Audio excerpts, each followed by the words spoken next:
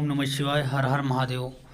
ये वीडियो दोस्तों मैंने स्पेशली उन लोगों के लिए बनाया हुआ है जिन लोगों के सफ़ेद दाग ठीक नहीं हो रहे हैं।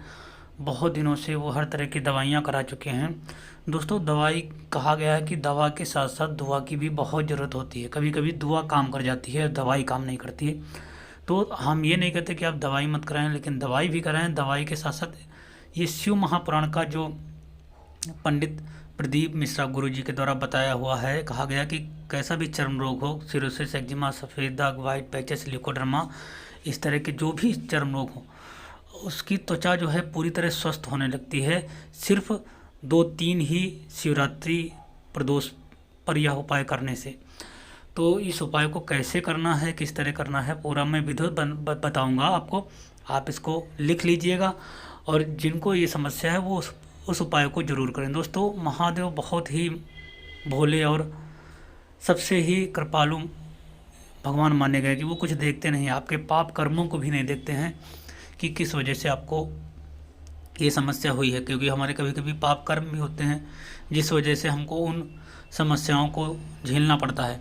तो आपको क्या करना है कि प्रदोष के दिन या फिर मासिक शिवरात्रि के दिन आपको शिव जी के मंदिर के पास बेल वृक्ष को खोजना है। अगर मान लीजिए मंदिर के पास बेल वृक्ष नहीं है तो जहाँ भी बेल पेड़ का पौधा हो, बेल पत्र का पेड़ हो, उस पेड़ के नीचे जाना है, नहा धोकर आपको जाना है और वहाँ की मिट्टी जो है उसका आपको शिवलिंग बनाना है, पार्थिव शिवलिंग।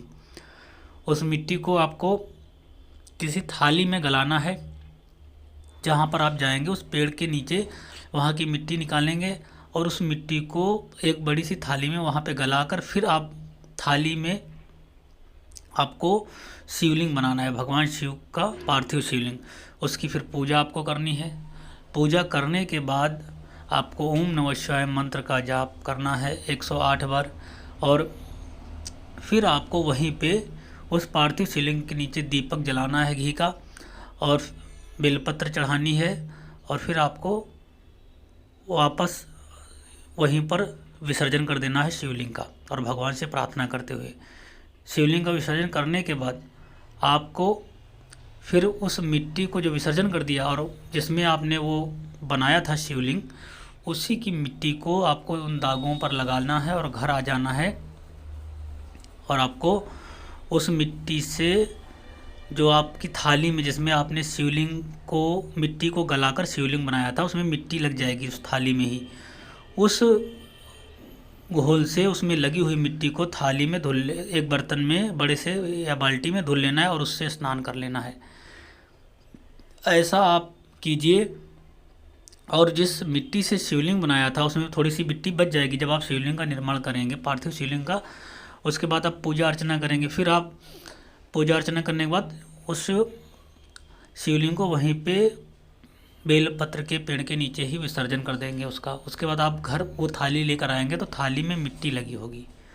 उस मिट्टी को आपको जहाँ जहाँ आपके स्पॉट हैं, दाग हैं, चर्म रोग है, वहाँ वहाँ आपको लगा लेना है।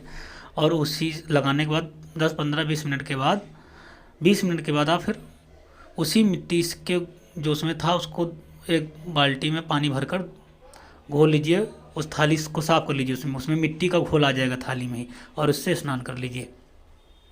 तो दोस्तों, ये उपाय सिर्फ बताया गया कि 2 शिवरात्रि जो मासिक शिवरात्रि आती महीने में और प्रदोष पर करने से आपके दाग स्वतः त्वचा का रंग आने लगता है और कैसी भी चर्म रोग की समस्या है वो ठीक होने लगती है। भगवान महादेव की कृपा से आपकी त्वचा स्वस्थ होने लगती है। तो थैंक यू दोस्तों, आप वीडियो को लाइक कीजिए।